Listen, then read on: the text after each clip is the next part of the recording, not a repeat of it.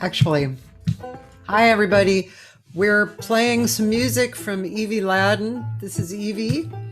Ladin. I'm just going to be doing a little bit of administrative stuff, and then we'll be watching the video.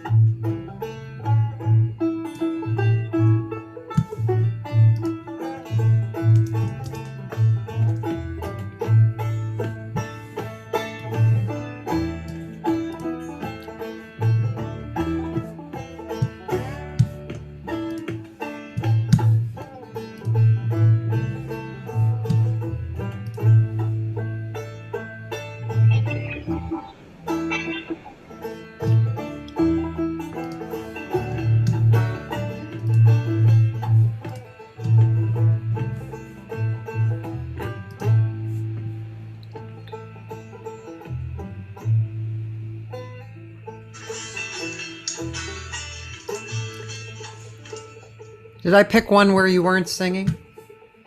I'm about to. Oh, good. Very traditional one. Where were you when the train left town? Where were you last Sunday? I was out with Lonesome John and I didn't get back till Monday.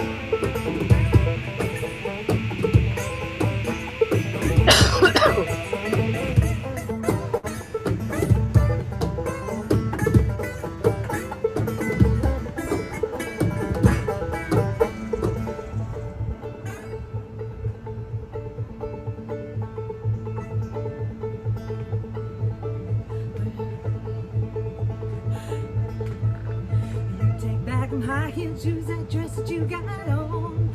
Quit your mind of railroad man and give up a lonesome dog.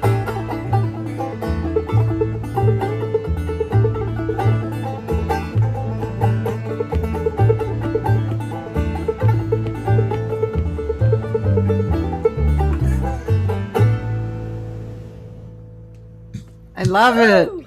I love it. I should say I love you. Evie Ladin, ladies and gentlemen, my guest today. As you can see, I have strayed from the jazz. um, I was just telling Evie that probably 80% of the who I've interviewed is jazz people, but doesn't. I mean, what does that even matter? I don't even know what to say about that. Anyway, Evie Ladin, ladies and gentlemen, I was fortunate enough to see and hear Evie and Keith and your other partner, whose name I can't remember. I'm sorry. Oh, I can't hear you.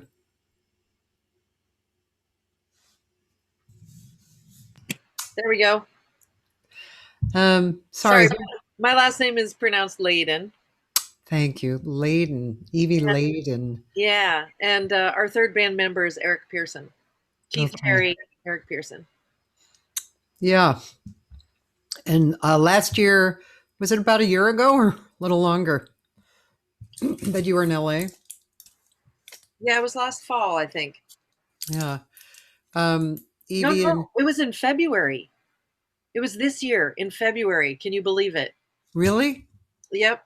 February 29th. I remember setting up that date with Maggie Wheeler and Wow. Golden Bridge Choir. And that's Oh my kind of God. what kicked it off. Okay. I know it seems like a century ago, but it was before the world changed. Oh man. Well, I remember that was a wonderful week. They did they had a workshop with her husband Keith Terry, who does body percussion.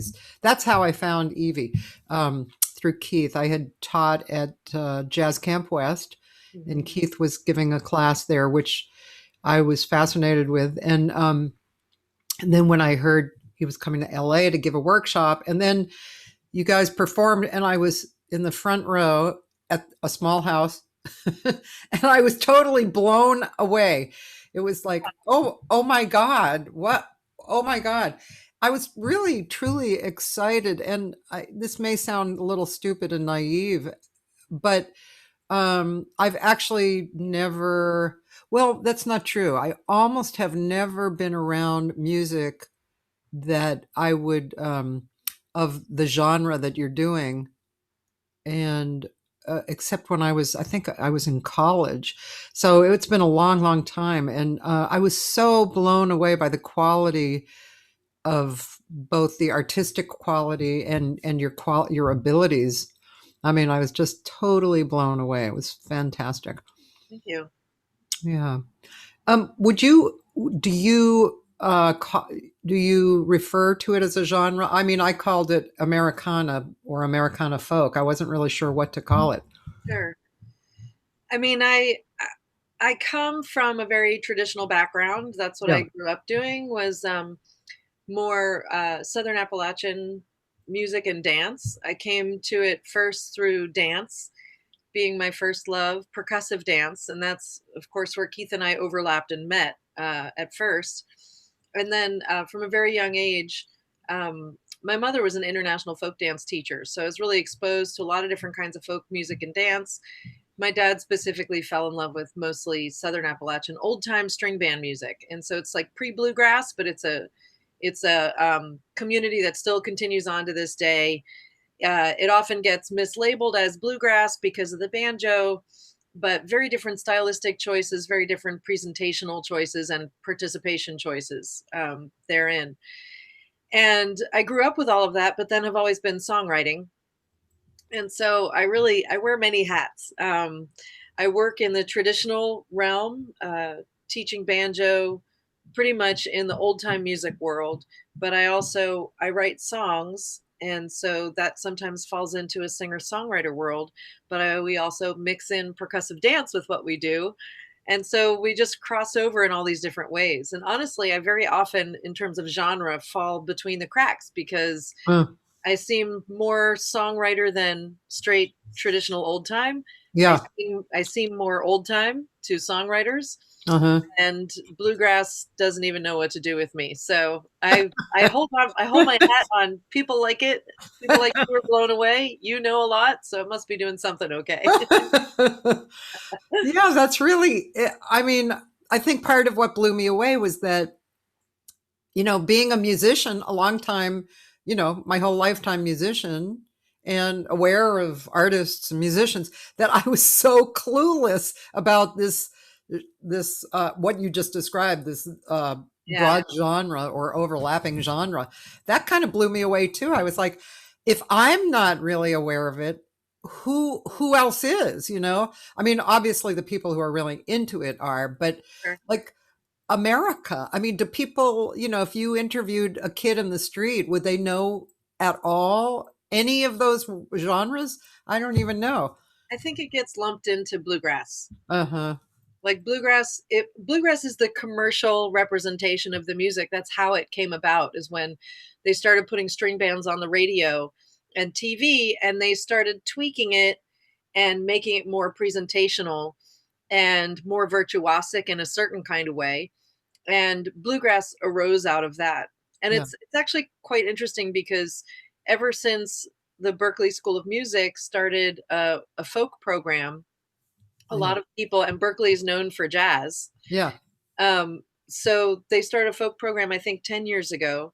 Oh. So there's a whole new generation of people who have the chops of bluegrass and jazz, and that they're really mixing. That's not the part of the genre that I participate in, honestly.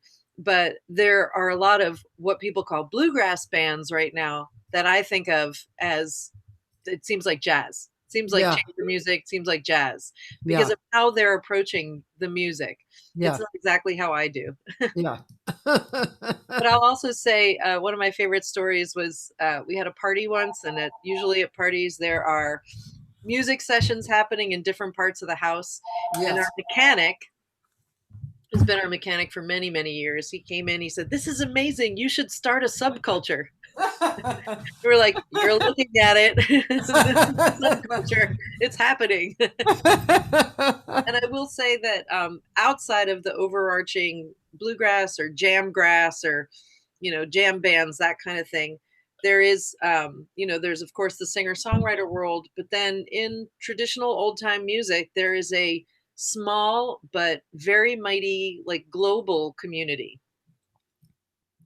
Yeah. You can Global. find So little pockets where of it where does it everywhere. where does it reach? I mean, there are little pockets of it all over the place. When we were in Sao Paulo, Brazil with the International Body Music Festival, I sought out the Brazil Bluegrass Association and sat in on a jam session. Wow. And is it the same? It's related, like the repertoire is, Yeah. people know the repertoire. There are Wow. standards, just like, Oh. any other Huh. genre. Wow. Interesting. Brazilian, uh that must be an interesting flavor in there. Yeah. I Yeah.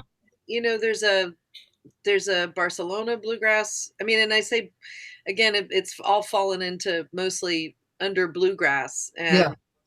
and bluegrass is in a sense more popular, but a lot of times people then come to old time music from there, or they come to it through different channels. And it just sort of is more participatory. People get into like old weird tunes, um, source materials, stylistic differences. There's a scene in Japan, there's a scene in Oh. different places in Europe. We were once on tour in Bordeaux, and I had, through our network, connected with these three fiddlers. They didn't speak any English. I don't speak French, but they knew like the repertoire of John Sawyer from Kentucky, and that has really weird, crooked tunes, and we all knew the same tunes. So we had a Wow. great jam session, just not talking, playing, Yeah. talking through our music. That's so cool. Yeah. My friend Roland said Dave Griesman, Hmm. bluegrass Chris, master guy. Griesman. Chrisman, Dave. Grisman. Mm-hmm. He did a lot of crossover with bluegrass and jazz for sure. Oh, huh. A lot of jazz people know him. Interesting. Hmm. And also, I mean, you are a mofo on the banjo. Jeez, You. Christ, man. That, you know, wow. I don't, I just, I, well, I personally don't know any, I don't know any other banjo players, but anyway, it's just, it's really great to see and hear you play. So, how did that come about? Was that early too? Did you pick that Yeah, up early?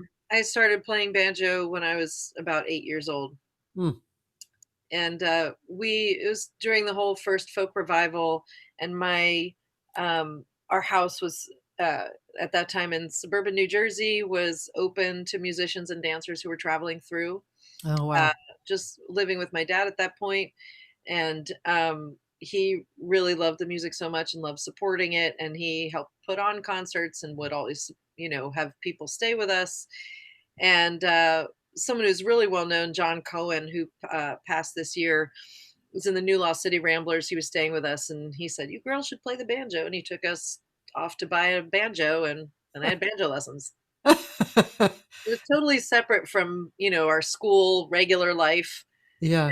than what we did with our family. Yeah. That must have been really fun. So did you love banjo at the beginning or?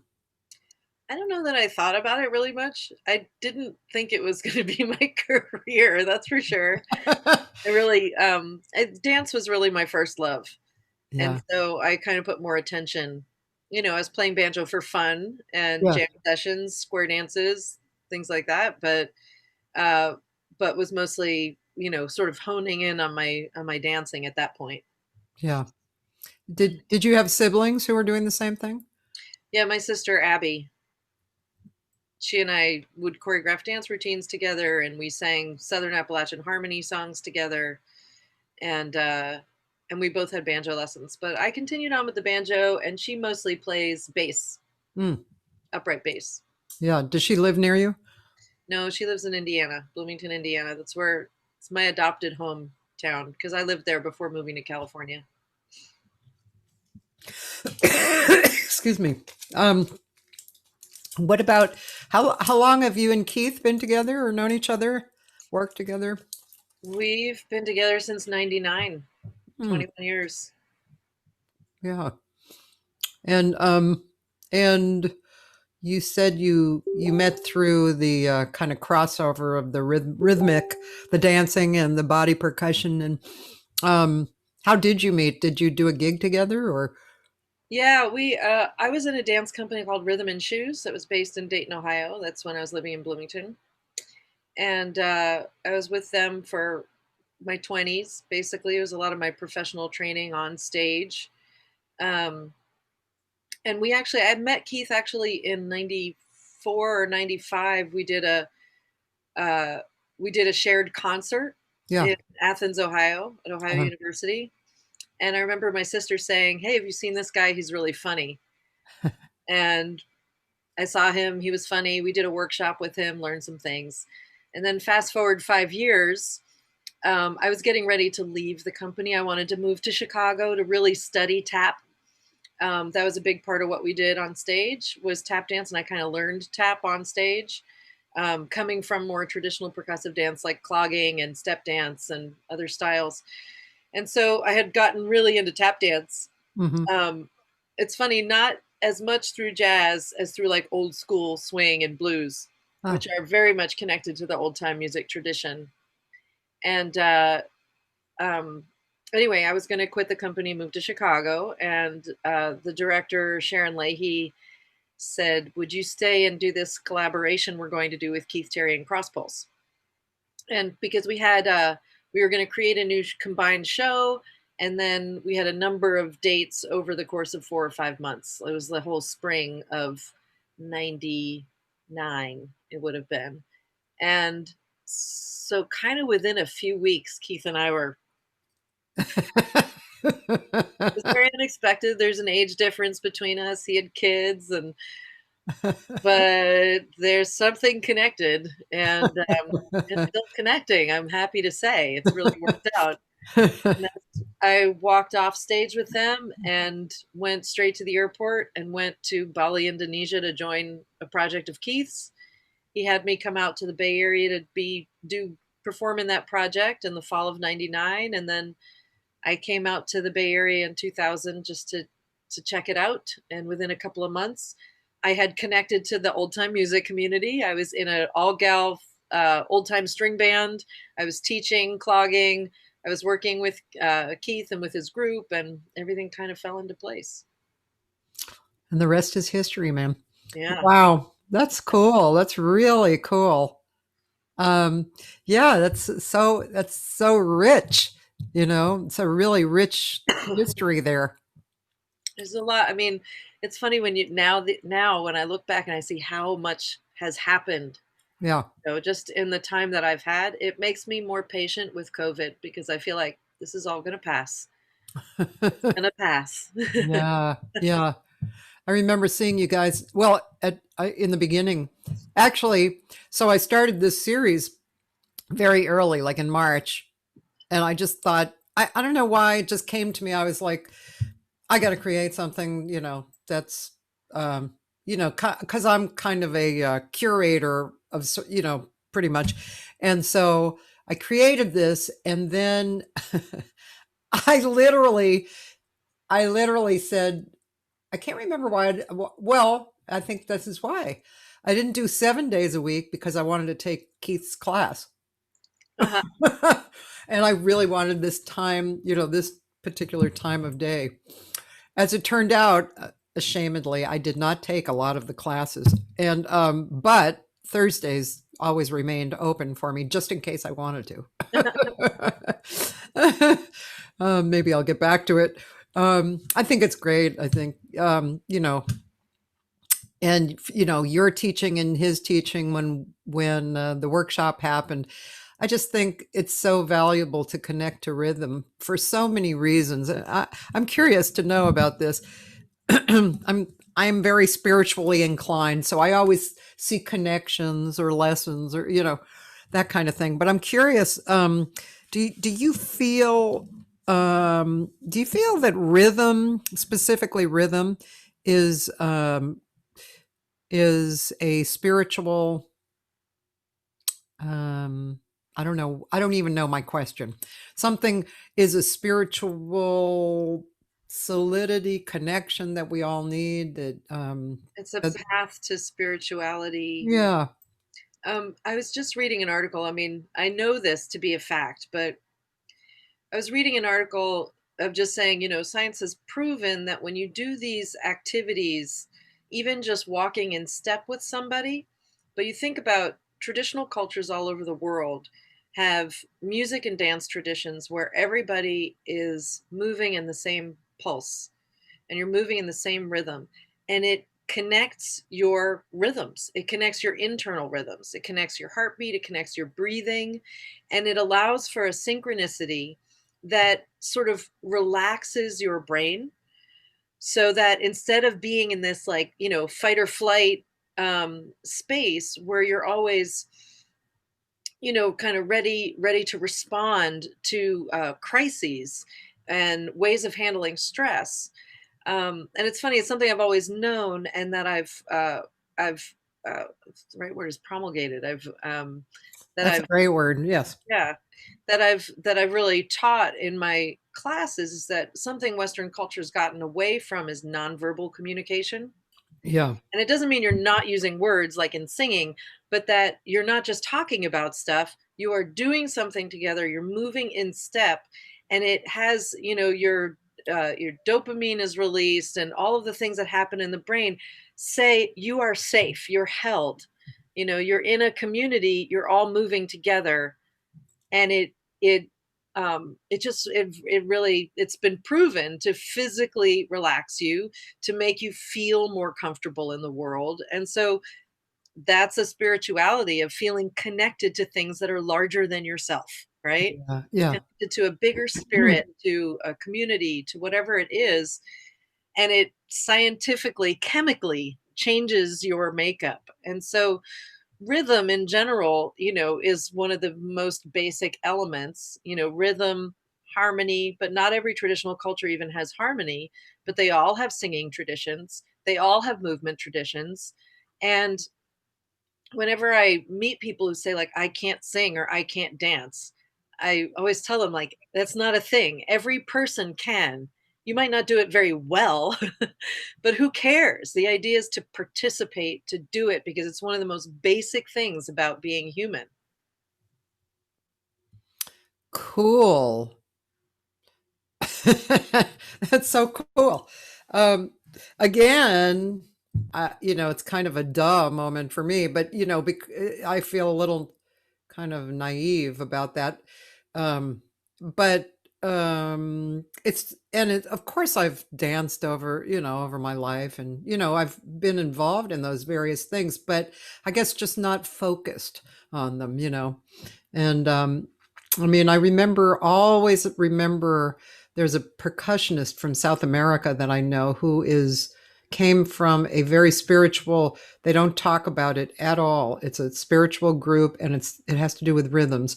And I have pondered over the years like what the ideas behind the group, this religious group are. Do they feel like they're keeping the planet turning, or you know and so, and of course everybody says, rhythm was the first instrument, right? I mean, or Your body. music.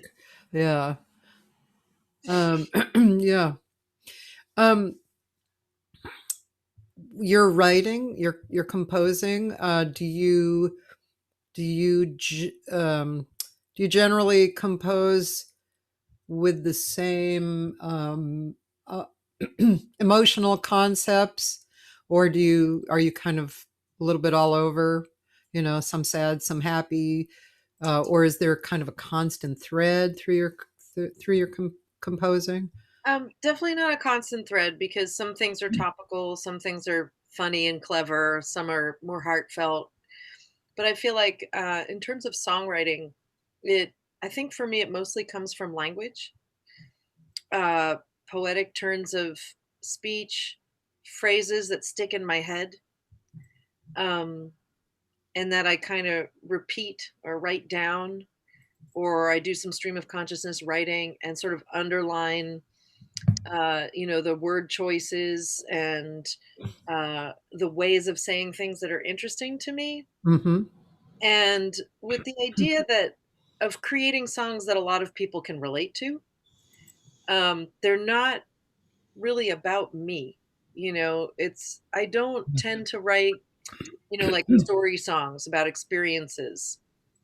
That's something I haven't written about. And a lot of them are like I, me, but they're not like, they're meant to be more universal, Hmm. in, just that where you can relate to the experience, you can relate to the emotion, you can even apply it in different ways. And so a lot of it comes from language, and some of the language arrives with a melody. And something that I find fascinating about the songwriting process is how, when I do give it my attention and I collect the things I've scribbled down or voice memos I've done, like anytime I've done like a focused retreat or a songwriting, I really turn my attention to songwriting.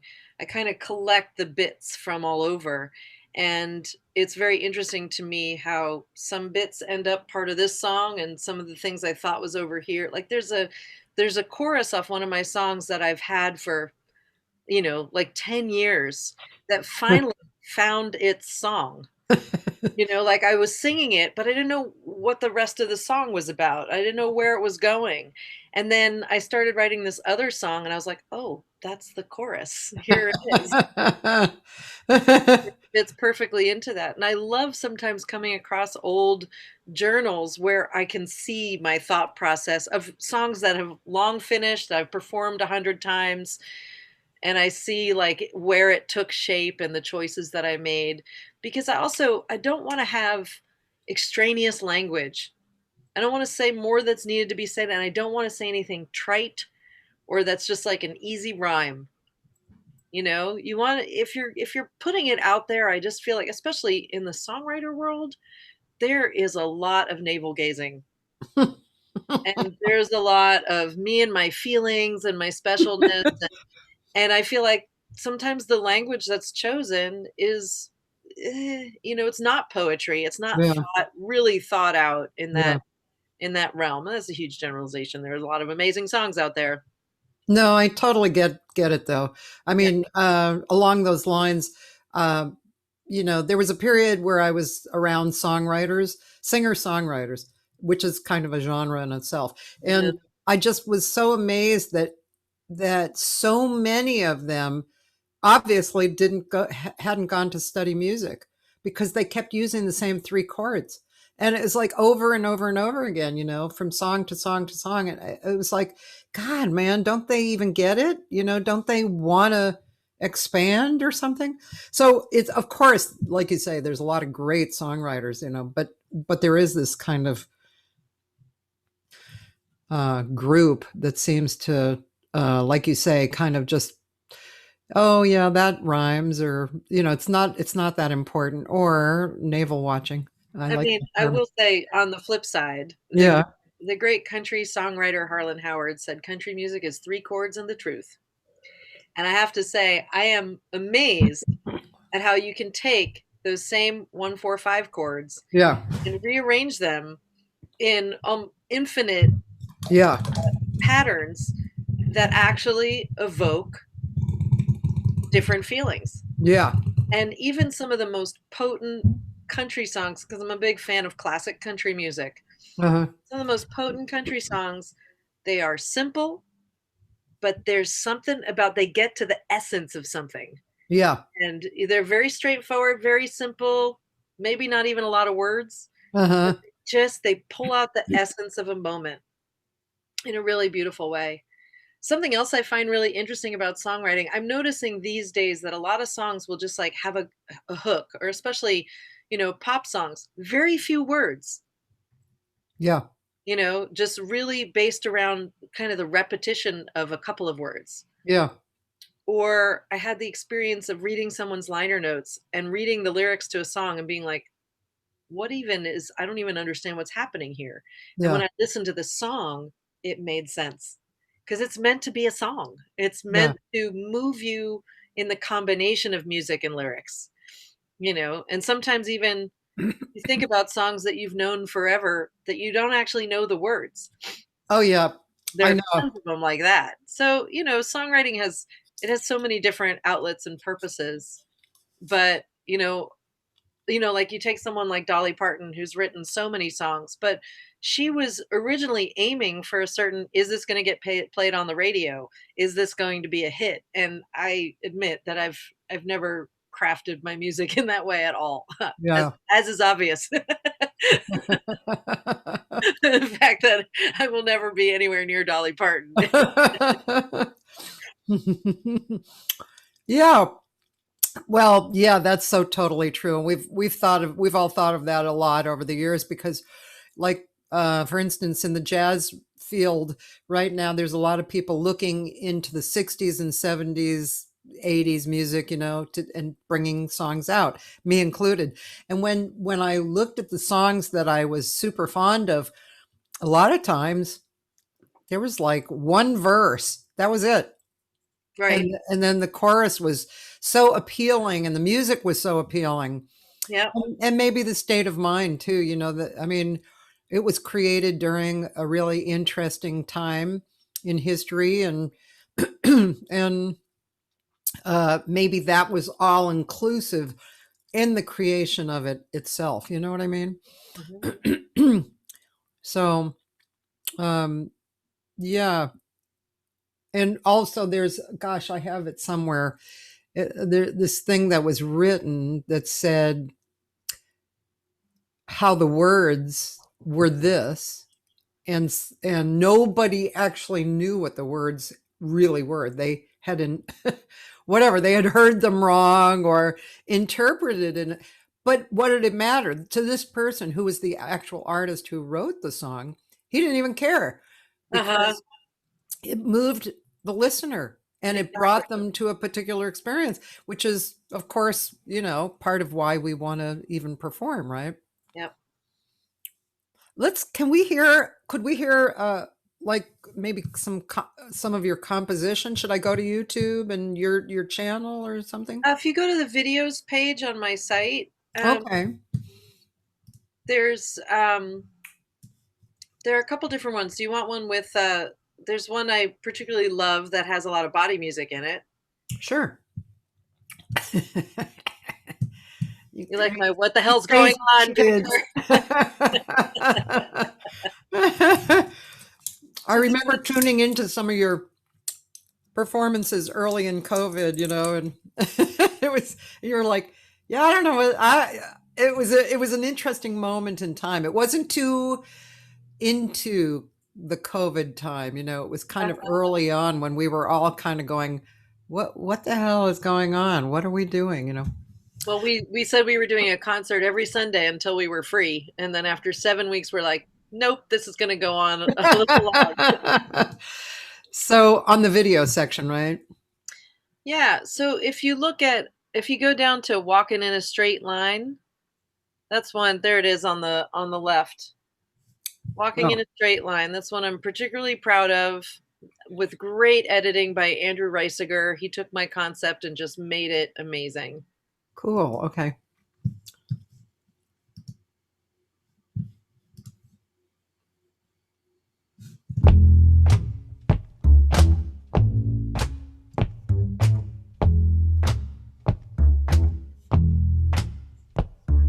The hardest thing, what do you do when this world is just too big for you? Walking in a straight line. The hardest thing there is to be is all right with reality. Walking in a straight line. I'm used to it. Feeling the way I feel. I'm used to it. Nothing's gonna change. I'm used to it. Feeling the way I feel. Gotta get used to everything being the same. Always the same.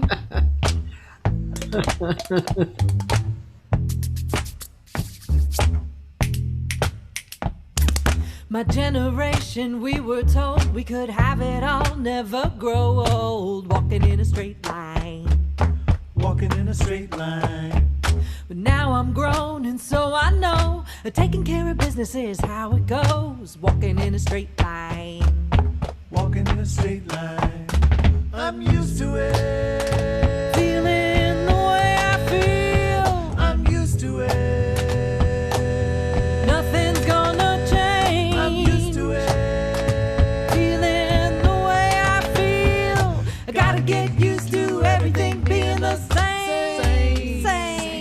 Same.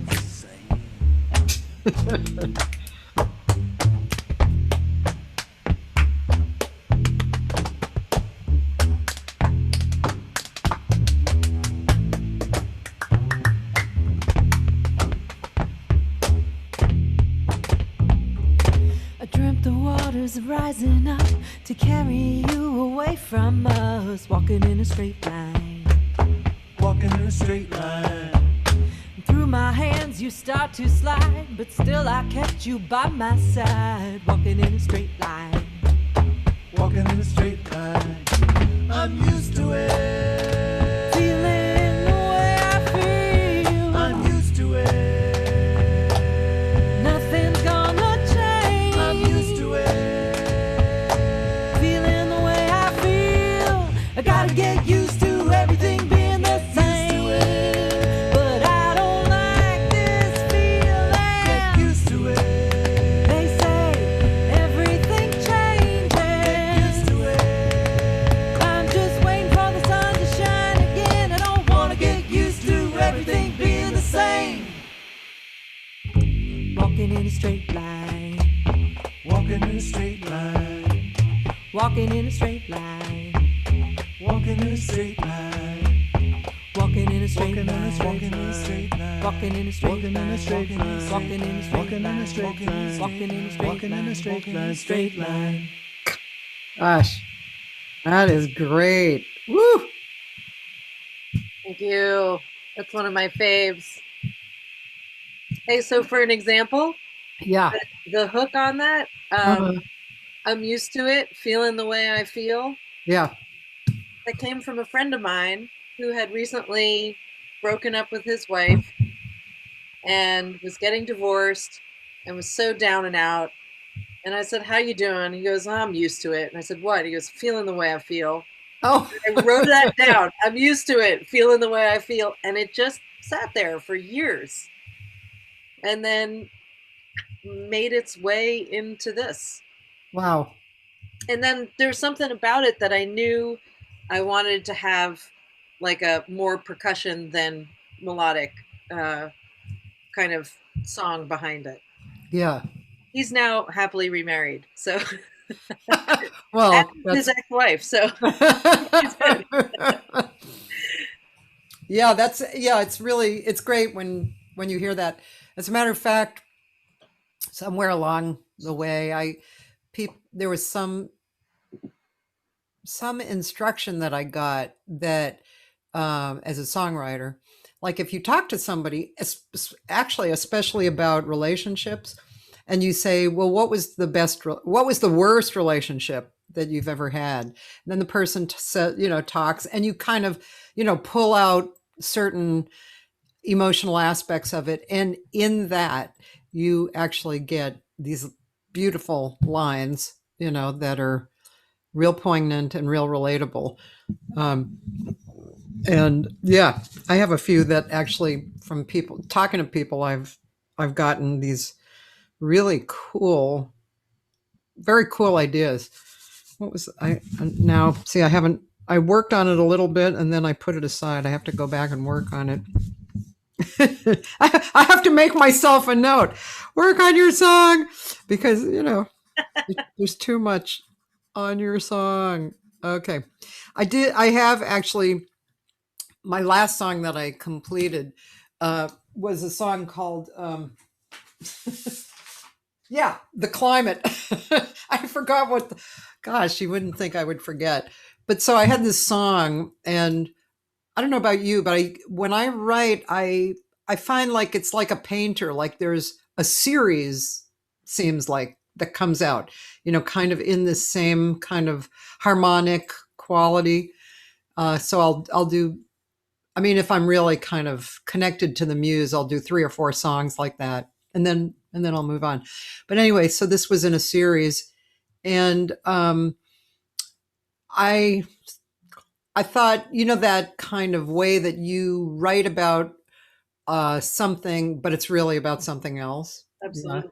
So I was writing about the climate and dryness and, all this stuff, but talking about love, and my love in particular. Yeah. But there was this, it was a song that had a really broad range. So I was struggling for months, it seemed, with the like what key was the song in, and where it went. I just, God, I was struggling for so long.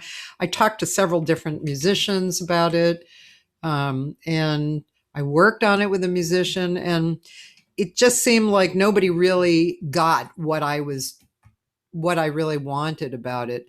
And I finally just confronted it, and I shifted the key of the bridge, and now I'm totally happy. But it's sometimes it takes a while, like you said, with your other song, you'd been singing that one section, and it turned out that it was the chorus for your song, but it took years, right?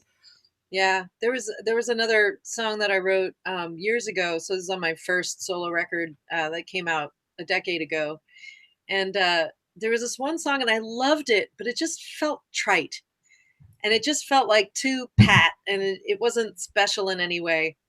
And so for my solo record, I worked with Keith, co-produced with Mike Marshall, who's a real well-known mandolin player and guitar player and great musician. And I asked him to co-produce, and we sat down together, and I sang him the song. He said, "Well, let's try it as a calypso."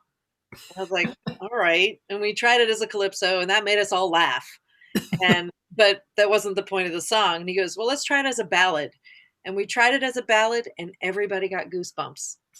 And I was like, I just needed to, you tweak the setting of it. And there it was. He came up with a guitar lick to lead into it, and it just sort of settled the whole thing so that the thing I loved the most about it is what came out. And it Wow. wasn't trite at all. And along those lines, I have to admit that very often, regardless of my melodies, I really came to music through oral tradition, through folk traditions, social traditions. I wasn't ever schooled. I was kicked out of band for a dumb reason when I was in 6th grade. And so my traditional music education kind of came to a stop, not knowing that I was going to be a professional musician and dancer as a career. But very often I find that, like, for instance, my chordal backup to a song might not be that interesting. And one of the first things I do when I kind of have the basic bones of a song and I know how I want to sing certain things is I bring it to Eric Pearson, one of my bandmates, who he studied composition at Oberlin. He plays old time string band music, but he's also played the role of Pete Townsend in a Who cover band. He's been in psychedelic rock bands. He plays classical flute. He's a very multifaceted musician. And usually, with people who are very schooled, they don't necessarily get the folk traditions, like the heart and soul of it, or they might think they're too simple. But he overrides all of that. And so, very often, he has great chordal suggestions or a little bit of crafting suggestions. He's not a songwriter, or he does write some songs, but it's not his primary focus at all. But he really adds a lot of that kind of chordal melodic texture. And then I very often bring it to Keith, who he gets these baseline ideas and he gets these real finessed details, like, oh, let's end it like this. Let's do this repeat on the chorus. Yeah. So, in as much as it's my band and I bring the material and I largely do the work on it, the two guys really support the music in a beautiful way. Yeah, that's really beautiful. I've had experiences like that, and being mostly a jazz singer, although I came up in, pop and funk and rock and a little folk and show music. It's all of that was in my past, but jazz was always present too. And but a lot of times what these little series that I do is a lot of times they're very simple music, very simple chordally, but I'm I'm also drawn to that sometimes in jazz too. Like, I call them little gems, like there's one song of the man who wrote Just in Time, I found you. And it's like, I think it's, sorry, I'm going to sneeze. It's kind of cool here today in LA. Sorry. Anyway,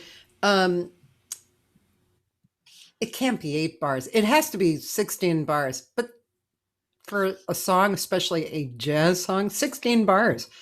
It's called Dance Only with Me. It's very simple, but it's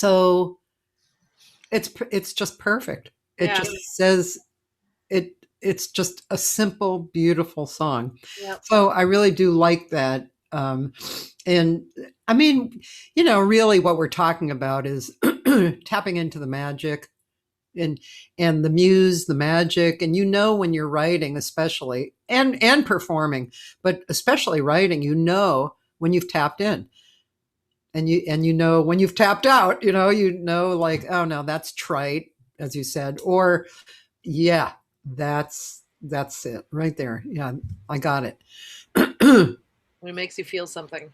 Yeah, I really like that. I had 2 sisters who were twins. They were 4 years older than me, and they both died. And so and we sang together all the time, growing up. And so there was a period where I found myself writing about them. And it was really, I was in the garden one day and, I was just doing the gardening thing. And wow, all of a sudden this one song just came to me, all of it, and it was simple and but it was really poignant, and it brought their spirits to me, and it was really nice, so yeah, when you get that kind of a thing and every time you sing it, it brings you there, then yep, I did the job. I got it, I mean, there are some songs that certain verses move me to get choked up every time I sing them. Yeah, isn't that incredible? And I'm associated with like a personal experience, even. Yeah. It's just the feeling of the song. Really Yeah. get it. Yeah. Have you ever had actual trouble getting through those times? You mean in performance? Yeah, in performance. Not too much. Yeah. I can usually kind of just channel it into putting it out there.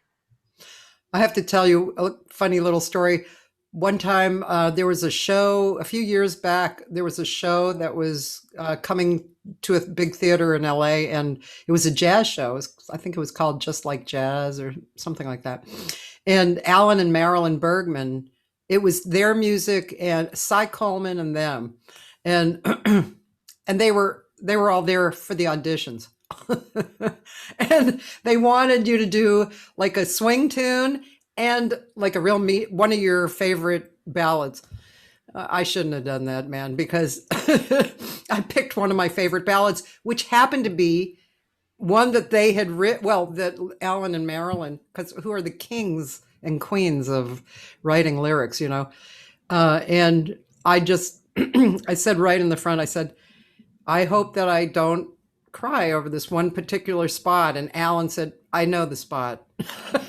And sure enough, when the spot came, I was like, I got through it, but still it was like, I mean, you want to, as a performer, you want to feel, but you don't, you want to continue. Yeah. Well, at least Right. you know it's real. Yeah, exactly. I Exactly. will say the only thing that's actually ever disrupted a performance, and I think it's only happened twice in my career, was when something happened that referenced something we had talked about on the break, and we just started laughing like hysterically and could not stop and could not go on. And it's only happened twice in my career where we just had to like stop, and then afterwards you're like, what was so funny? That's great. I had that happen once, and it was on a gig, and I was with my boyfriend. He was a guitar player, I was a singer. We were in this large bar, and there was some guy at the bar speaking to no one and having a big conversation. And we were performing, and it was too obvious that he was doing it, and pretty soon the whole room was like in this experience, and we just started laughing, and that was that. We couldn't go on, it was like oh man. So let's see. Well, let's play something else, because I'm in love with this stuff, and it's so good, and I'm sure the people watching are so happy to see it. And What kind of thing would you be interested in? well, I don't know. I loved, God, Walking in a Straight Line was awesome. Are these similar, like Ain't No Grave and Float Downstream? They look kind of similar from the beginning. They're all very different. Like Ain't No Grave is my all-female body music moving choir. And Float Downstream is more of like a soulful banjo song, and that's got some stop motion animation in it. Okay, now I'm really curious about this.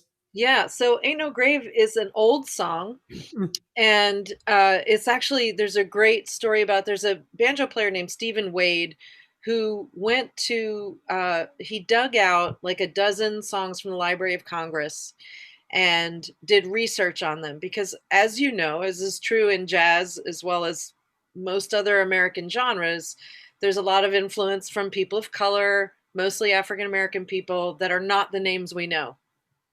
And so Ain't No Grave was actually copyrighted by a white preacher. But Stephen Wade kind of researched and got the first known recording, which was, of course, from a Black gospel group, and especially from someone named Bodie Sturdivant. Bodie Sturdivant. Anyway, so this is a song. Ain't No Grave it's an old hymn that I'd heard. I just heard it socially. It's one that I knew, and so what I did in this group that's become sort of this is like really uniting the different sides of my world. So through the International Body Music Festival, as we were producing that event over the years, I noticed that it was often a lot of musicians playing music on their bodies, and there wasn't as much choreography.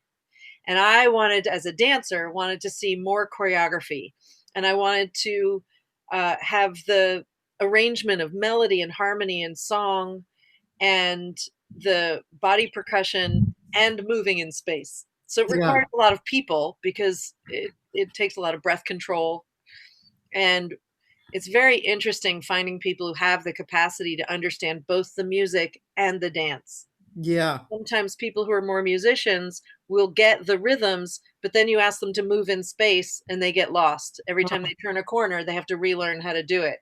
Or you have dancers who are great at moving, but are not quite solid completely on the rhythmic component or the singing. So I've been fortunate to find a number of people to work with. This was Ain't No Grave is the first piece that we did, and I really wanted to make a film out of it so that it could have a broader life than the people who could see us live. Yeah.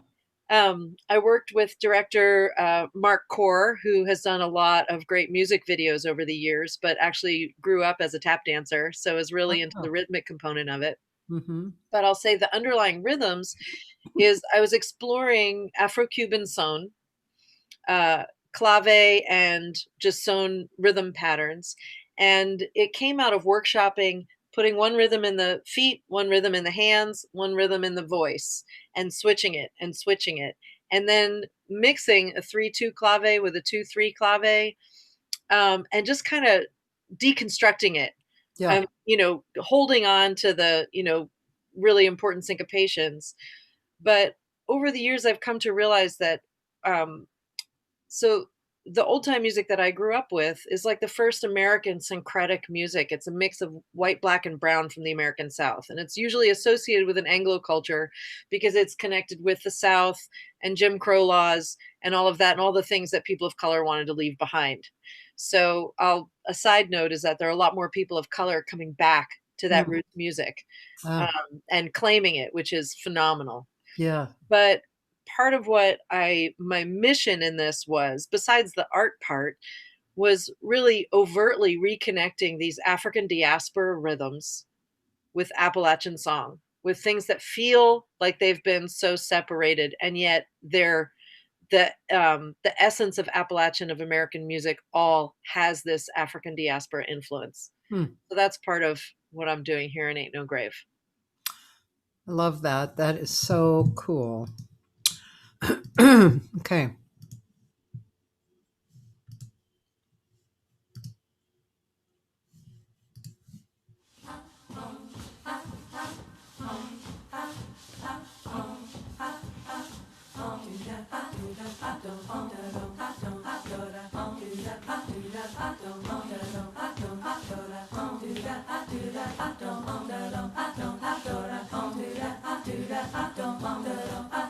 Ain't no grave gonna hold my body down.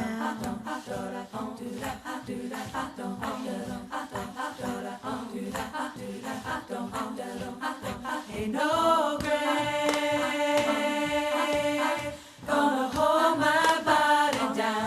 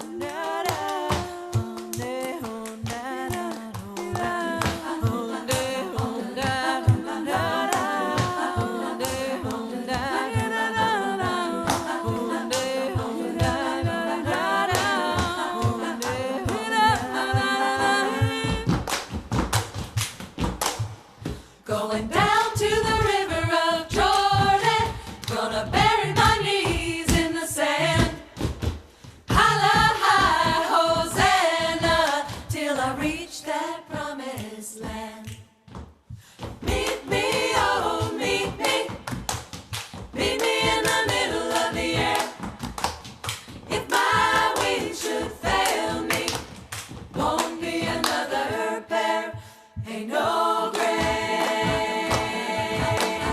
gonna hold my body down. Ain't no grave gonna hold my body down. When I hear that trumpet sound, get up out of the ground. Ain't no grave gonna hold my body down. Ain't no grave gonna hold my body. Do that, don't, do that, do that, do that, don't.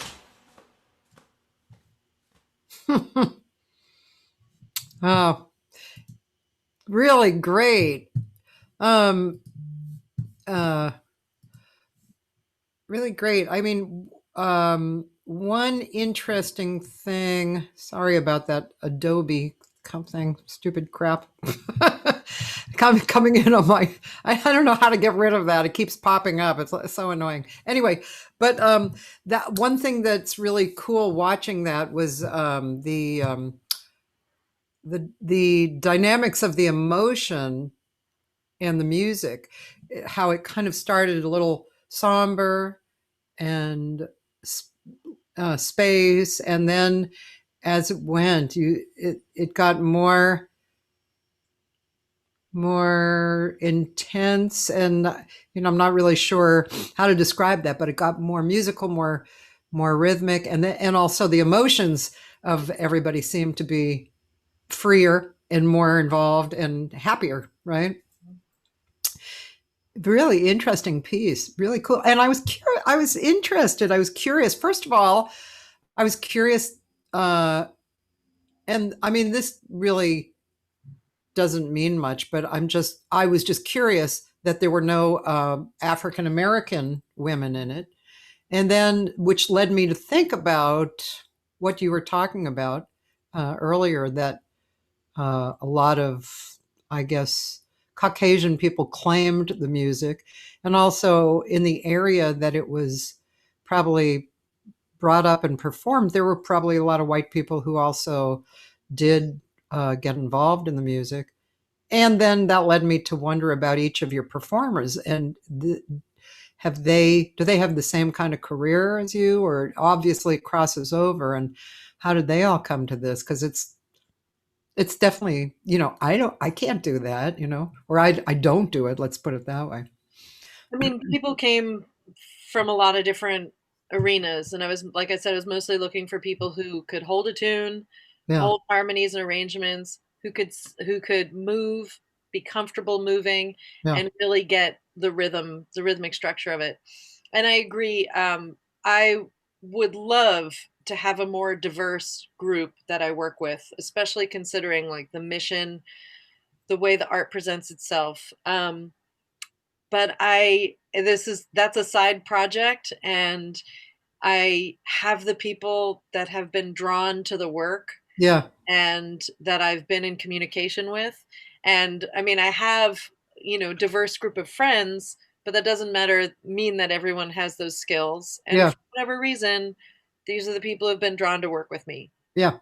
And much as I wish that it were a more diverse group of people, I mean, it is actually a fairly diverse group, but just not diverse looking. Yes. Right. And I'm a bit self-conscious about that because I know what it looks like, and I don't love that, but I am not gonna do affirmative action and only seek out Right. people of color so Yeah. that my work looks more diverse. Yeah. Yeah. I can only hope that uh, a diverse section of people would be interested in working with me, Yeah.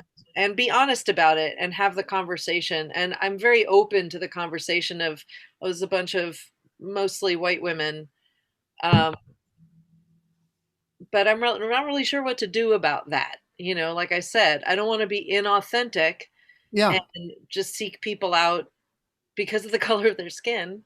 Yeah. I would love for the visibility of the group to represent more of the purpose behind it. But I also feel like in as much as Appalachian music is associated with white culture, the more it's not necessarily appropriating, but Yeah. it's bringing attention to the African roots of it, and that's what I've been doing the entirety of my career. Actually, growing up playing the banjo and clogging, I was introduced to West African rhythms and movement as a teenager, and this was not as common then as it is now, not as visible with all the internet. There was no internet then, Yeah. and I this light bulb went off of like, this makes so much sense to me. And it took me a good ways into my career to realize that it was both the rhythmic structure, the tonal structure, the social structure of playing music and dancing was much really connected to its African ancestry. And I studied a lot. When I was in college, I went to Brown University and actually created my own major called African Studies and Dance. And Huh. like I said, I was mostly drawn to dance from the get-go, even as much as I was playing music. And obviously, to me, music and dance are kind of the same thing. Yeah. Yeah. But I created a major of studying everything about Africa and the diaspora as I could in every department, and studied in Nigeria a couple Mhm. of times. And then when I came back to the States, after having a Fulbright to study in Nigeria, after a year in Africa, I came back. I was living in New York City, and I went to some African dance classes, and I knew that because of the social dynamic, that it would take a long time for me to feel accepted, for me to feel like that I was not an outsider. And I understand that. And it was too, I felt too sensitive about it. And so I ended up diving sort of full force more into the old time folk Americana side of things. What's been amazing is that from connecting with Keith and working with Cross Pulse, which is one of the groups that I joined as soon as that brought me out to California, is joining this quintet of people whose arts all come from the African diaspora. And so that is a very diverse quintet.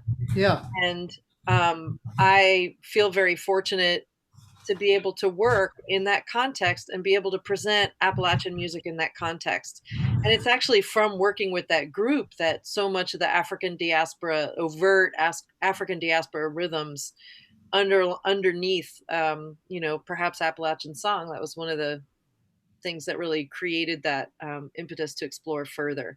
So I'm glad that I have some very authentic, diverse outlets where we're collaborating, where we have conversation, and also where I could cycle back around to really including the African diaspora piece of it in a way that feels very potent and honest and not appropriating. And I'll also say through that group, I was able to, we do primarily in educational realms.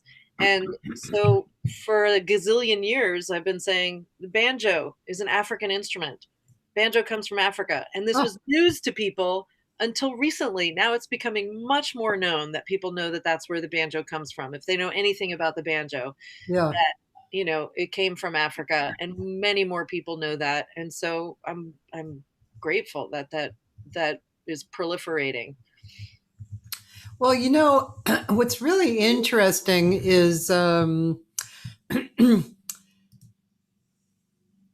it's a really cool conversation, and thank you for being so transparent about your feelings and thoughts about it, and allowing me to feel comfortable saying that to you too, because I'm it's in my head, and I sure was a like, lot of people think should I that. say something or not? Yeah. But what's interesting, and I'm in no way justifying any kind of prejudice action on from a white person's point of view. But when I grew up, I grew up in a small kind of neighborhood, not too small, but kind of a small area in Boston. And this kind of community had one black family in it. And the kids were very outspoken and kind of led me a little bit in a broader viewpoint. my parents were very open. My dad was a sax player, so, and jazz. So that, that kind of opens up the door to all races or whatever. My mom was very welcoming for everybody. And as I grew up, I was, involved in music all the time, which is, you know, pretty non-racial really. But so what did I want to say about that? Anyway, like when the George Floyd movement came up, and I had some interesting conversations. There are people who, because of who you are and what you say, they seem to want to make you wrong, that you're not aware enough, but you are what you are, and you came up in a particular way. If you're an aware person and a well-intended and a well-meaning person, that speaks miles for who you are and your reason for being on the planet. So what you're doing and what you just talked about, but even observing the group, it has some of that in it. It has some of you are what you are, and we're going to do this as beautifully and as ethically, emotionally connected and awareness connected as we can. And then we're giving it to you, and you have whatever experience you have, and also with your purpose, behind it. But even though there's no African American people in it, it doesn't seem like, I also didn't feel like you're doing that, as a statement or on purpose. I didn't feel like that either. It was just something I noticed, and it was interesting because of the music and where it's coming from.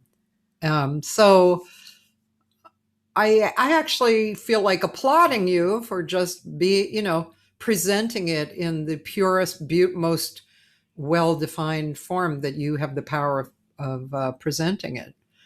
Well, I appreciate that. I do my best, but I also feel like, regardless of someone's intentions, there's, systemic racism in the history of our country, and there's Yeah, systemic privilege. And even though I come from first generation immigrants and working class family, I recognize the privilege that I've been able to have.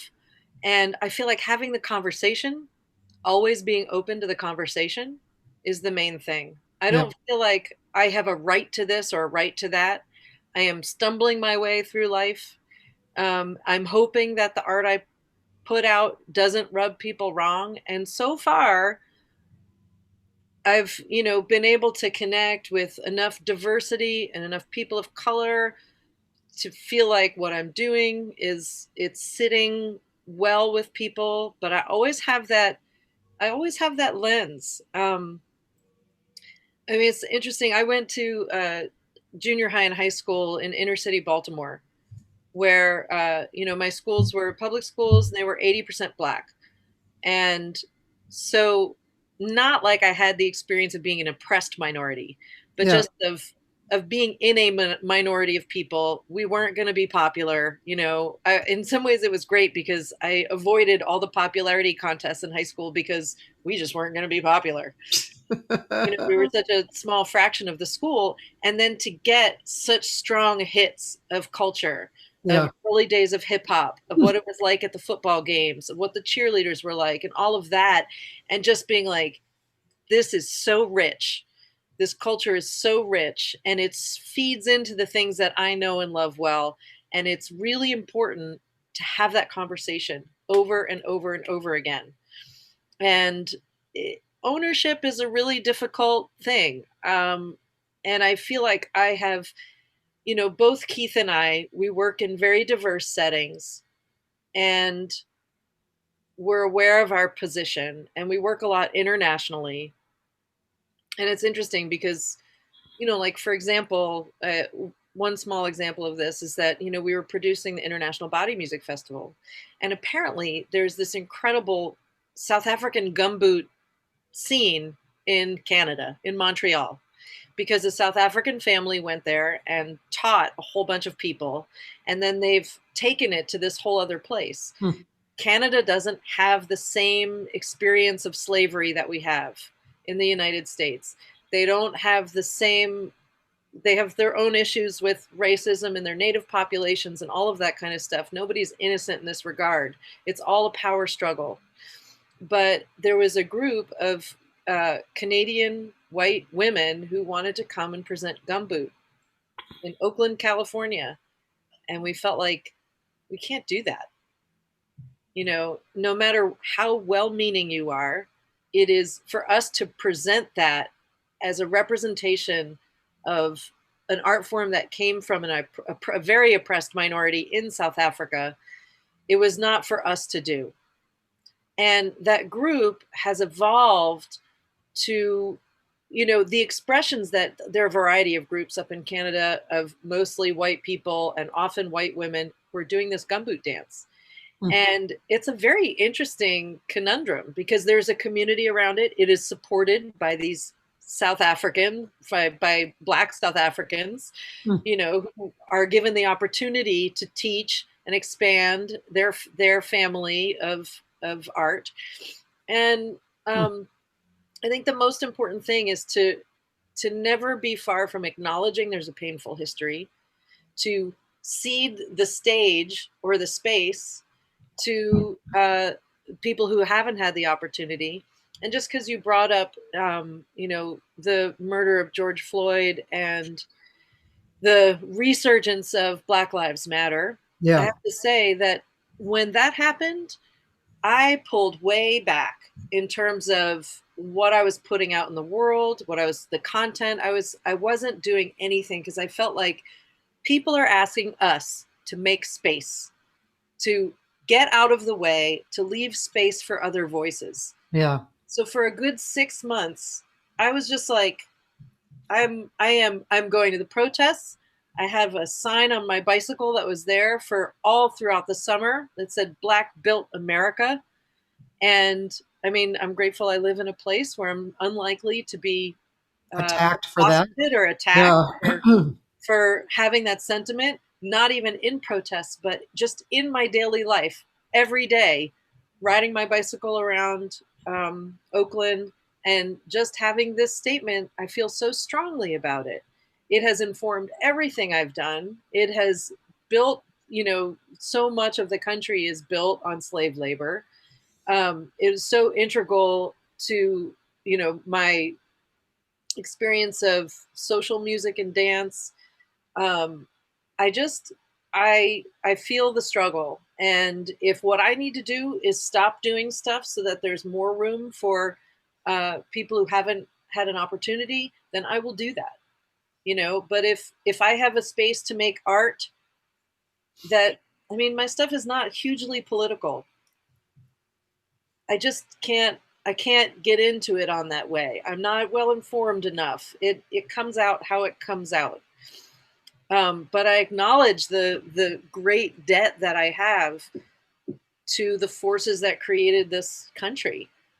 And I'm also really glad that my family is relatively new here, and who knows, maybe we'll only be here for a few generations and have to leave. We'll see in a few weeks. I just feel like having the conversation and being open to accepting other people's experience, to listening, to acknowledging all of that is so important. Yeah. It's really important. There's no, we all suffer from what the powerful are able to do. Yeah. Wow. Very well put. And sorry, I just kind of went off. No.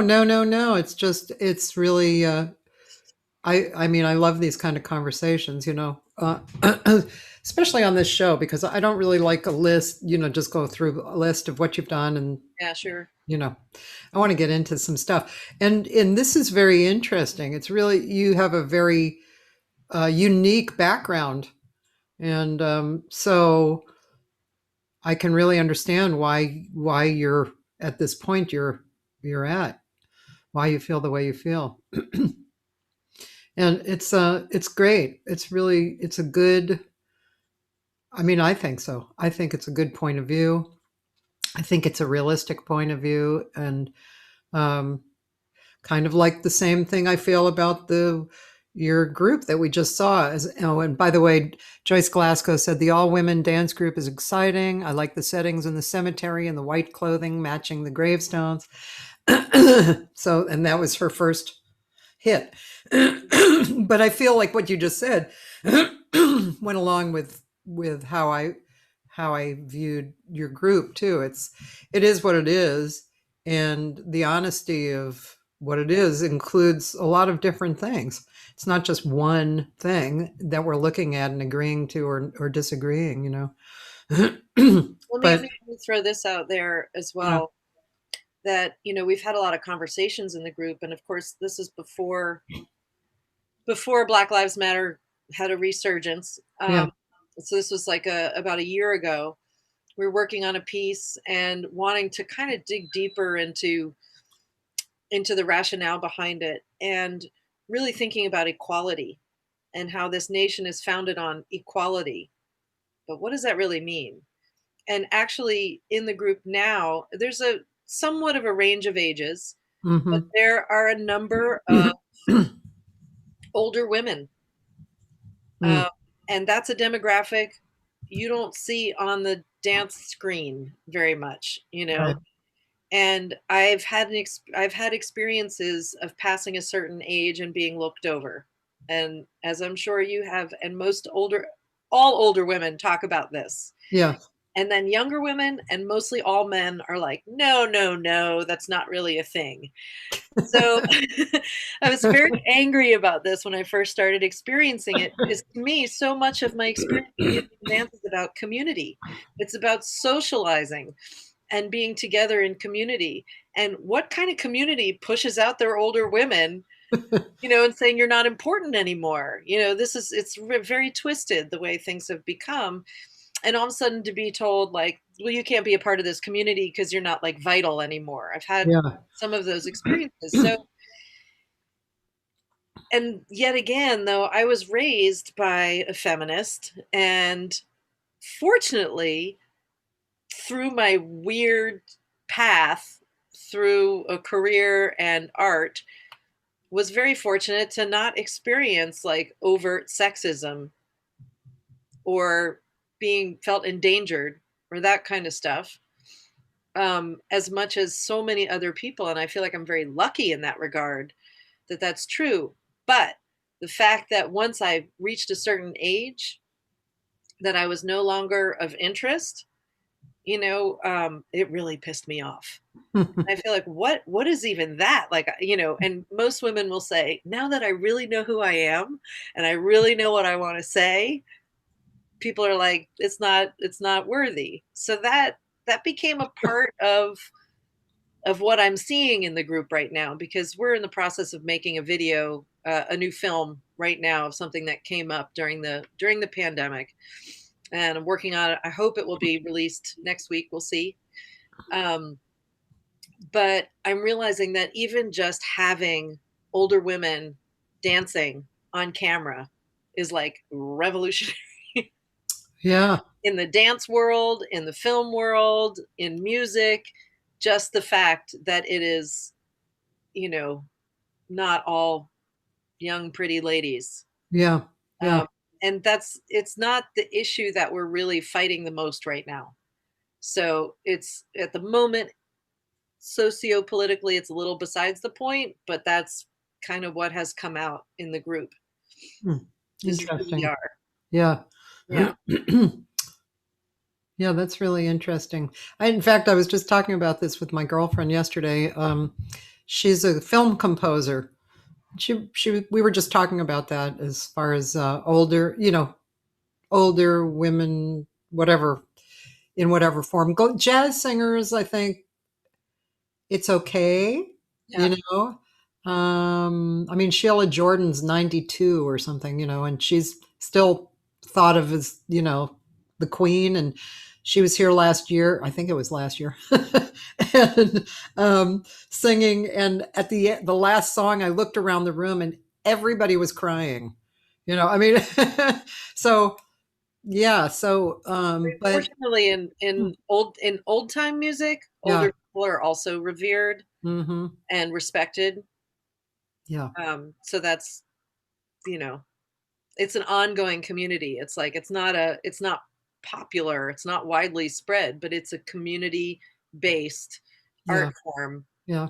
that celebrates the community, people in the community, ideally. Yeah. I wonder if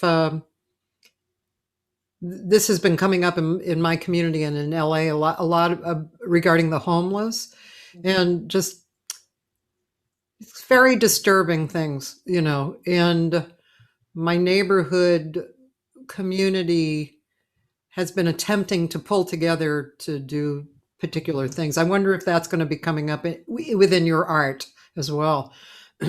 Homelessness? Mm. Not overtly. Yeah. The piece that we're working on right now sort of has an underlying idea of why can you not provide essential services to your population? Yeah.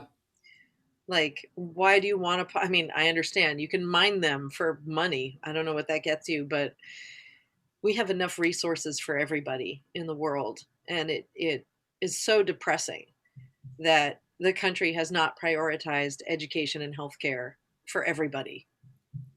And that's where we're sitting at the precipice right now. Yeah. What do we think is really important? Right. Because you've dumbed down and drugged your population. Yeah. So that people are getting petty, when really, if they had basic health care and basic education, people would be much more satisfied and comfortable and less likely to be blaming each other. Yeah. It's a depressing state to be in. Yeah. I've been reading and listening to Eckhart Tolle, who, I feel like I'm beginning to know him a little differently at this point in time. I was reading a book, and basically he was saying that humankind is really pretty screwed up. And I was thinking, wait a minute, this is the entry into the book? Wait, Eckhart Tolle? And then as I was reading, I started watching, some videos too. And he really is a spiritual master. I mean, he's just amazing at what he says. But let's see, why did I bring him up? Because because of something you said. Oh, I know, because he talks about he has a very interesting perspective on ego and how ego is reflected pretty much everywhere, and a lot of it has to do with making the other guy wrong or even right, so that you can have so that your ego can have more importance, and but I mean, that's an explanation of what happens. It's not the solving of it, and really, as he says, the solving is actually human beings becoming more aware. That's really the solving of every problem there is. But yeah, like you said, it's an open conversation, and anything. I mean, just talking today, we have now some new information in our awareness, and the people listening and stuff, and so. I mean, that does ripple out and change things, and through our art as well, we're bringing that either very obviously or not very obviously, soaking in, and like your point of view, watching you, I get your point of view, which is a really beautiful thing about art, and the older you get, it seems to get more substantial in that way if you're a dedicated artist. I'd like to watch another, like a live thing on you. Um, and let's see. You have a YouTube like, you have a YouTube what do you call it? Channel. Channel. Should I Oh, go there or hit that subscribe button. There we go. Getting closer to 1,000 all the time. What a great photo. So should I go to one of these or should I go back to or Click on the videos up there so we can see all of them. Well, if you want to see something that's not mine, what do you mean by that? but well, you wanted a live one, so not like an edited video. Oh yeah, yeah, live. That would be fun. So scroll back up again.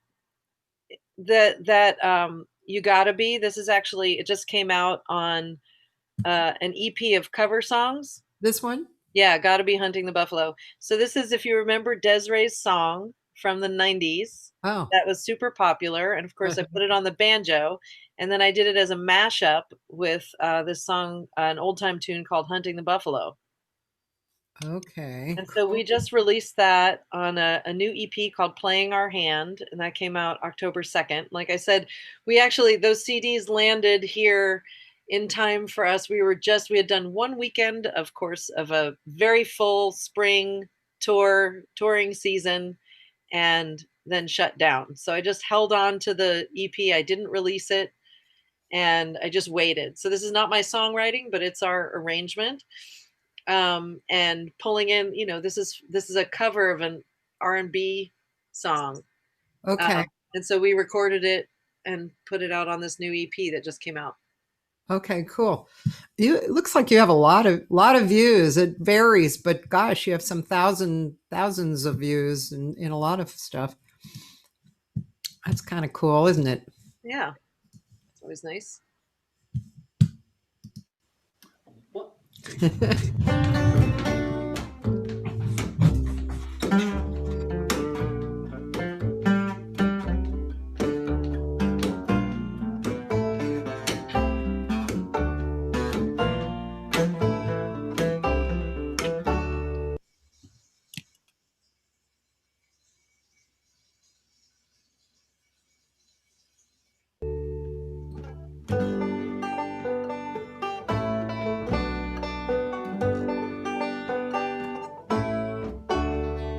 Listen as your day unfolds, challenge what the future holds.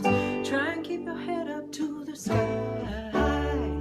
Lovers, they may cause you tears. Go ahead, release your fears. Stand up, be counted. Don't be ashamed to cry. You gotta be bad. You gotta be bold. You gotta be wiser. You gotta be hard. You gotta be tough. Be stronger. You gotta be cool. Stay calm. Stick together. All I know, love saved the day. Well, herald what your mother said. Read the books your father read. Try to solve puzzles in your own sweet time. Well, some may have more cash than you. Others take a different view. My, oh my. Hey, hey, hey. You gotta be bad. You gotta be bold. You gotta be wiser. You gotta be hard. You gotta be tough. Be stronger. You gotta be cool. Stay calm. Stick together. All I know, love saved the day. Ask those questions or it'll go on without you, leaving you behind if you can't stand the pace. The world keeps on spinning, it won't stop if you try to. This time, danger staring you in the face.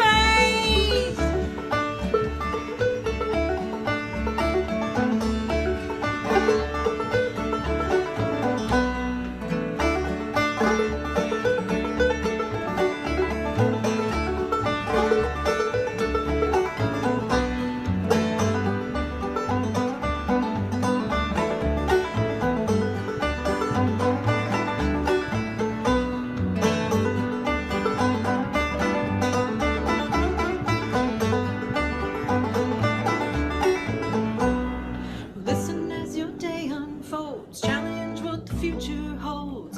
Try and keep your head up to the sky. Lovers, they may cause you tears. Go ahead, release your fears. Stand up, be counted. Don't be ashamed to cry. You gotta be bad. You gotta be bold. You gotta be what's that? You gotta be hard. You gotta be tough. Be stronger. You gotta be cool. Stay calm. Stick together. All I know, love saved the day. All I know, love saved the day. All I know, love will save the day.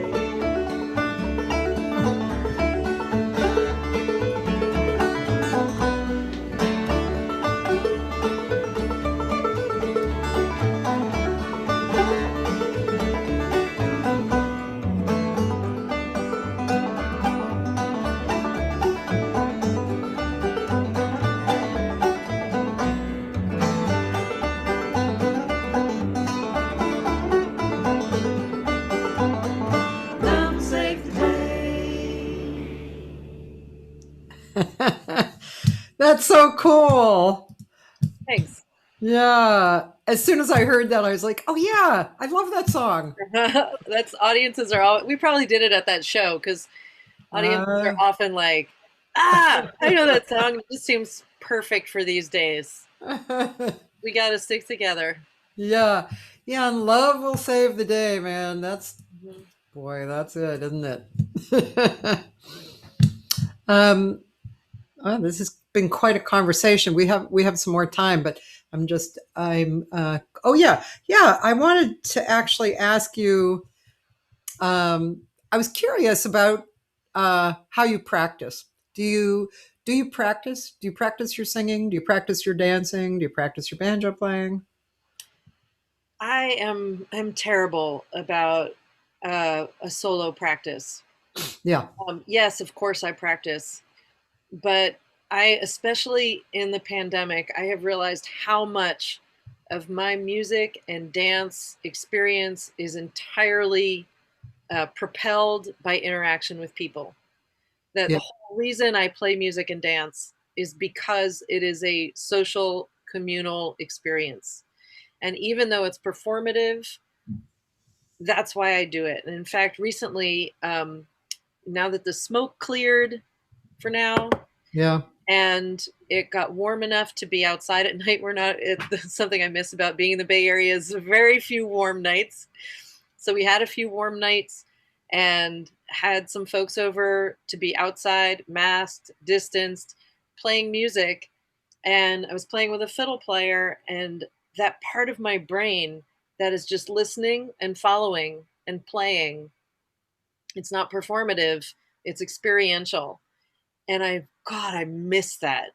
We were talking at the very beginning about the, rhythm, just having that pulse, bringing people together in a way that eases stress. Normally, at least once a week, I would end up in a situation where I'm dancing together with people. Mm. So I'm not doing that anymore. And it's very depressing. So when I do have a practice habit, I tend to work on things that I am not very good at. Fortunately, I have enough online classes or workshops or performances that I practice towards those things. And it gives me an opportunity to prepare and to think ahead and possibly to learn new things to then present to my audience, to my students and all of that. But usually myself, when I'm just doing my own practice these days, I'm working on guitar. Yeah. But I noticed that we had the last 2 days, we had a couple of concerts. One was a showcase for Folk Alliance, and then we had a booked concert in the UK at a show we were supposed to do live earlier in the year. And they're doing some virtual things. And doing my vocal warm up to prepare for that, oh my God, it was amazing. Because a vocal warm up makes you feel so good. And then even just presenting the music to people. Yeah. I don't play like that normally, because in that space, I'm delivering a song. I'm trying to have an experience with people. I want to move you. If I'm doing that on my own or even in a jam session, it just has a very different vibe. So I really miss that. And I'm, like I said, just I'm terrible at practice habits. And I practice to get ready for things. And I'm looking forward to, it's usually December and January tends to be relatively slow months for me. And Yeah. I like it that way. Um, I want to stay out of the way of holiday things. I don't try to compete with any of that. So to me, it's usually a time to dive into practice, to work on things I haven't had the chance to, or to really give songwriting or dance creation focused attention. So I actually have a retreat booked, something I haven't done in several years, Hmm. because a friend of mine wanted to work on a book, and we agreed, let's go find a place to be. We'll both be tested and feel good about being together, and just work during the day, go out for a hike, spend the focused time on that. And I mean, I have a family, I have a career, I'm still trying to, keep my economic situation afloat. So and because everything's virtual, there's a lot of tech, there's a lot of busy work, Yeah. so much busy work around making these things happen. But I'm grateful I'm able to do Yeah. that. Hmm. How long are you going to go for? Just 5 days. I like how you said that. Just five. Just. Oh, But it's that's going to amazing. be great. Yeah, that's going to, I mean, I totally, I'm with you. I mean, it inspires my imagination to do something like that. And then I kind of return to my life and I go, well, maybe I could do that at home. I dream about doing that at home. I dream about taking a few days off and just saying, I'm not getting You on can't the do it at computer. home. It's very difficult. Yeah. It's very hard to do at home. We were able to get a spot up in the woods this summer, in lieu of all the plans we had. I was just like, if I don't get out into nature on a regular basis, I'm Yeah. going to be toast.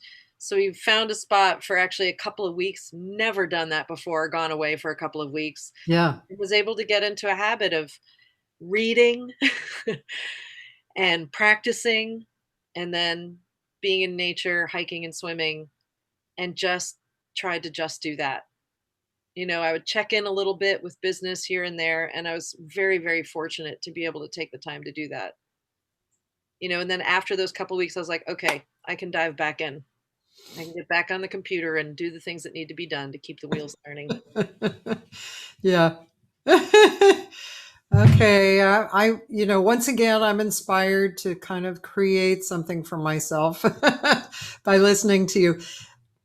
When I was a kid and I was in elementary school, I would plan out my study in the evening, like a half hour for each course, and I would do it, and I loved it. And I always remember doing that because it was such a satisfying experience. And I thought, I can do that again. And I think probably all my organizational skills and actions over the many years that I've been so involved in creating my own career, have kind of, I always go to that, and for a while I was disturbed by, like, I would read a great book, I'd get inspired. I mean, I could show you, I have this huge, poster board of one of the last times that I did this. Read the book, I get really inspired. I write out, like all the different organizational things. And literally the next day, I have totally forgotten it. I do not look at it, even if it's posted up on my wall. And for a while, that bothered me because I kept doing that. But then I realized it's a process, Mhm. and the same way as escaping, or not really escaping, but removing the distractions, I guess you could put it that way, and quieting down, and um, giving yourself valuable moments that you can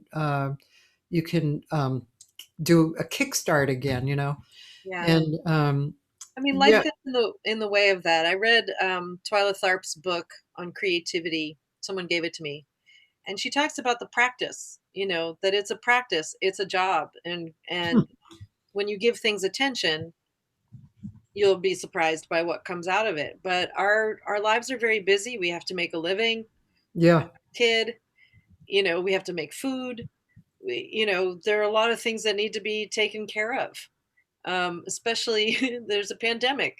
There's the California's on fire. There are a lot of things psychologically interfering with all of that. And I feel extremely lucky to be able, like, I get very down on myself for not giving more attention to those things, for always being distracted by the making a living part of it. But your half-hour segments made me think of several years ago, I did a real retreat. I went away for a week. I spent the first few days with very specific ideas of what I wanted to practice and learn more of. And I um I I I did this great idea of a retreat that someone had told me about, that for 12 hours, every 30 minutes, you work on a new song. And I said, "Oh, maybe I'll divide that up." And my friend said, "No, no, no, because after about once you're half past the halfway point, you start getting kind of wiggy." So my first couple days on the retreat, I gathered those song seeds from different places, and I did some study. I did some, other music practice. And then on the third day, I set my alarm for every 30 minutes. And every 30 minutes, I would start working on a new song. And no matter where I was, I would start working on a new one. Huh. And I took a break in the middle to go out for a walk and whatever, would take a break here and there to eat some food. But I stuck to that, and I got 2 records out of that. Wow. And I mean, I came out of there, I brought them to the band. I was like, "Here's this song." They're like, "I like it." And I was like, "How about this song?" They're like, "I like it." And it just, and I spent the next 2 or 3 days of the retreat going back to those songs and, spending more time with each of them. But I just came out with this, and all it took was the attention, Yeah. with just committing to the time. But I love the fact that every 30 minutes, my alarm would go off and I'd be like, "Close that, let's start something new." And it just kind of forces you into this different space. And there are all kinds of tricks, that songwriter retreats and songwriting teachers, prompts and, goals and things like that. And I'm kind of bad about that, but at least having done that, I see how successful it can be. I really like that. I'd like to think about how I could apply that in different ways too, or, to different things as well, But you have It's to get great. everything else out of the way. You have Yeah. to really commit to focusing Yeah. and not being, deterred by anything else. I love that. Now, wait, where did you say that came from? A friend or a, Yeah, a friend told me about it. She had done it, found it really productive, and I was like, "All right, fine, I'll try that." did you just do it that once? I did it that one time. Yeah. That's so intriguing. And I mean, since then, I've had all those, like the first record came out of that. And then when it was, it's funny because I just released this EP of covers. I wanted to put out an EP of covers in between records. And then I had enough songs, original songs. I was like, oh, maybe it'll be half and half. And then as I worked on it, all the original songs kind of took precedence and became the next record. And so the EP of covers got pushed up until this year. So last year in 2019, we released our fourth CD of mostly originals. What do you think the future for CDs is? I don't think there is a future for CDs. Yeah. Do you think there will be I mean, besides online, do you think there'll be a way to sell music? Not really. Yeah. So it's so interesting. I just it's such a it's such a kind of unbelievable situation that I nobody ever suspected really in the old days. like, artists are like weeds. They always, the governments try to control them. I don't necessarily feel like everybody, like, I do feel like government should support the arts. Yeah. I feel like it is, they do study after study that says how crucial it is to your psychological well-being Yeah. and the health of a community or of a people, but it's not economically profitable. It's ridiculous. So I don't necessarily feel like everybody should be paid. You got to figure out how it works in your current situation. You got to be flexible in that way. I do feel like things are going to be shaken up. The old ways that people made money are not viable anymore, and we have to reinvent things. Yeah. But if anything, I feel like a big part of my purpose is the facilitation of people's engagement in music and dance. So yes, as much as I create works, I create music and I create videos and I put those things out there, that's not where my income comes from for the most part. That's what I put out there. But then I want people to come in. I want people to feel like they can sing, they can dance. I want them to do it as much as possible because I want to live in a healthy world. And I feel like that's the thing that in a capitalist Western civilization, it gets the least amount of credit is the participatory stuff. The stuff where we're all moving in a pulse, where we're all doing something together. It's not about how good you are at it. It's Yeah. just that you do it. Yeah. And that's like the thing that I would leave people with the most is if I helped people gain their own potential for enjoying music and dance, for exploring the other parts of your brain that are nonlinear. That's not about making money. It's about actually finding satisfaction. Nature, exercise, artistic practice. If we can all have room for that in our lives, that would be really amazing. Yeah. Yeah. It's amazing. It is amazing. It's good. It's a good thing. Um, Boy, it's been really a pleasure talking with you today, and Thank you so much for having me. you're welcome. And thanks for giving me 2 hours because it's a long time. It is. Yeah, but at the end of 2 hours, it feels great. It's like, yeah, this was a good conversation. And but you've given us so much to think about, and I just have to tell you, I really like you.